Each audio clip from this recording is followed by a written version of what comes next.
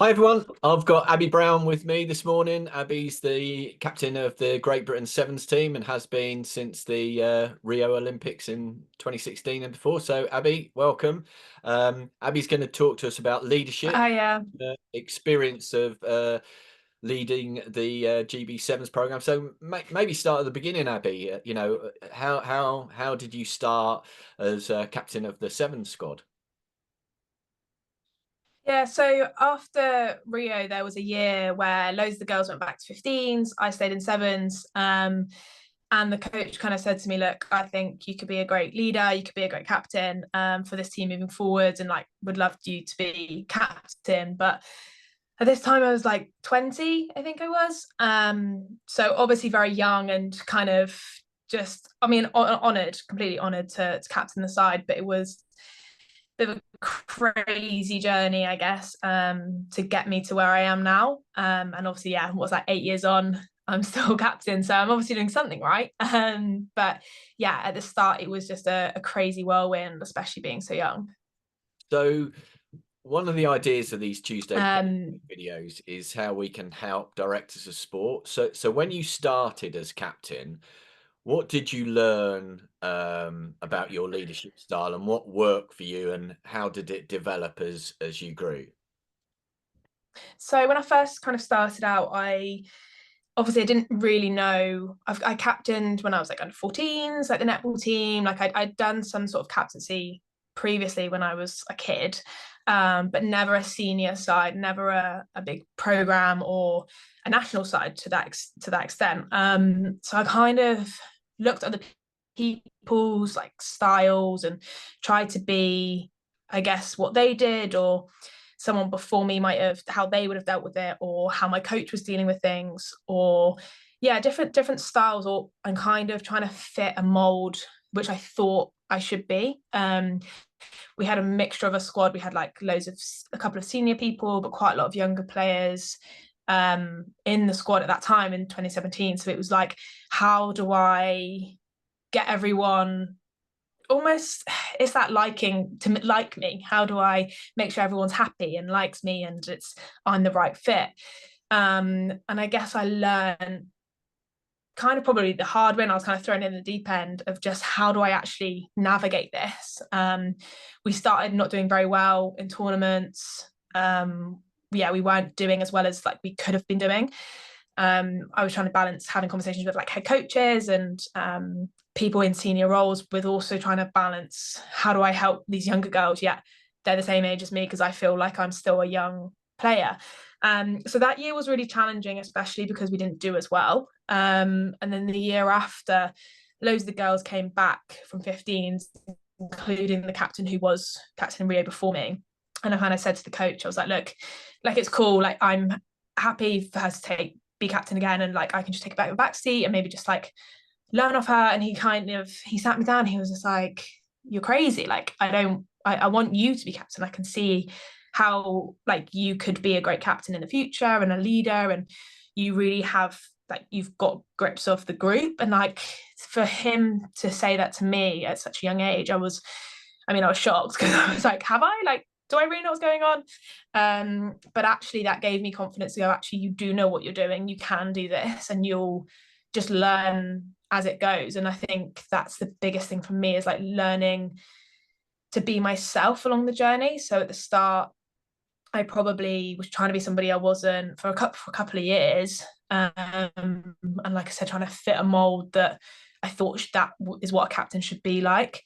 But the more kind of research I did with other different captains and learning from experiences and going through all these different challenges that we went through as a squad kind of taught me that if I'm just myself, it's kind of like, if you want me to be captain, I can be, because this is me. You either take it or you leave it. And I think that's the bit that, and maybe because I'm older now, I just kind of I'm like that.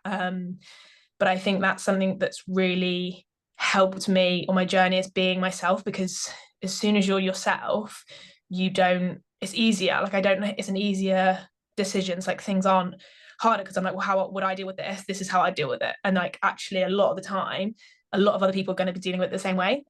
So yeah, I think that's probably the biggest learning I've had in the 8 years or so is just being myself and being authentic, because people will either love you or they don't. Like, you're not going to be friends with everybody. And I think that's another thing I've learned. You're not going to be everybody's best mate, but if you've got everyone's best interest at heart and you respect one another, then the outcome you're trying to go for is the same. A lot of the time things will be easy. You'll get along, and it will be an easier process, should I say.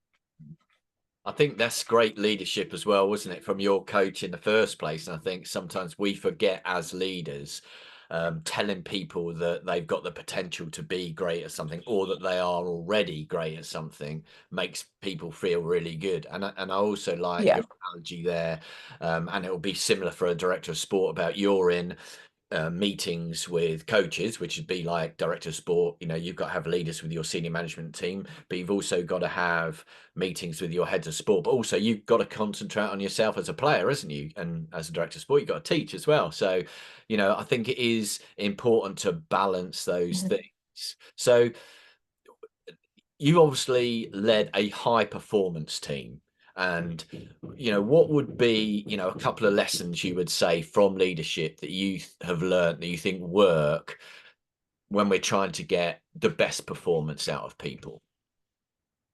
Yeah, I think there's a couple of things. So like the first bit, just touching on what just spoke about, is like empowering other people. So focusing on yourself, and we always talk about like, you can't, you got to fill your own cup up before you fill someone else's. And I think that's so important in the world that we live in. It's like, actually focus on me first, make sure I'm really good, but then how do I empower other people? So for example, there's loads of stuff that I've got to deal with. It's like, actually someone else is better to deal with this situation than I am. So just like delegating that to somebody else and being okay with that. And I think that's another thing I learned, is like, I felt like I had to do everything. I had to do everything and anything, but I was then not performing myself. So it was like, actually take it away, like give it to somebody else and go, you're probably better at dealing with this than I am.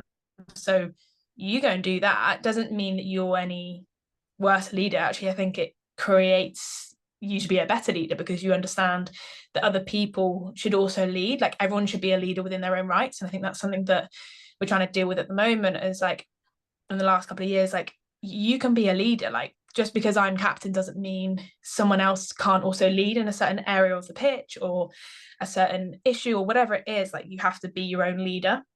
And I think that's so empowering, to empower other people. And then the second thing, probably learning, is like communication and how key it is. And you can have tough conversations, and I've had many tough conversations over the years with various staff, especially who are senior to me. So at the start that was hard, because I'm not a very confrontational person, and I don't like having those tricky conversations, but actually it really taught me if I have those conversations, I'll be better off for it. And actually the program will be better off for it. My teammates will be better off for it. And I think that's the bit that I always came back to, is, am I doing this for myself because this is what I believe in? Yes. Am I also doing this for my team because that's what they believe in? Yes. So the answer is always have that conversation, but it's how you have the conversation.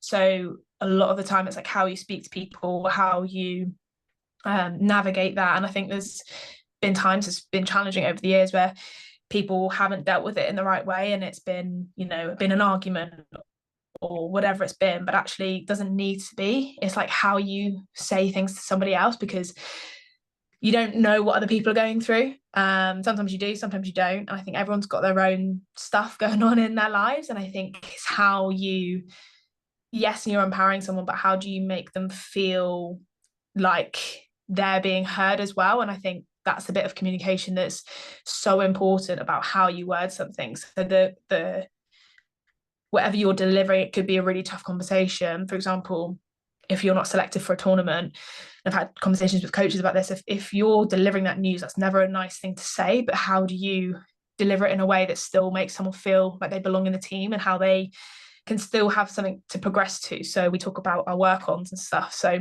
if I'm not selected, I'd love a coach to say, you're not selected because of X, Y, Z, and you need to do this, this, and this to be in the squad. Because otherwise, we've had times before where the coach has said, you're not selected, but you're doing really well. And you're like, but you're not selected in me, so I'm clearly not doing that well. So it's like you have to, it's the honesty, it's the openness and honesty. But yeah, communication I think is just key in everything we do and how you go about it. If they're senior to you, if they're not as senior to you, I think you should speak to everybody the same, because otherwise there's never like, why should I respect you just because you're my head coach? Like, you should also respect me because I'm a player, like I'm an adult, you know. And I think that's the bit that we have got wrong in the past, is like, yeah, you're my head coach and you determine whether or not I play, but in the same breath, if I don't agree with what you've done, I'm going to tell you. And I think that's probably, again, something I've learned to be braver at, I guess, and to be brave with what I say, and going a kind of,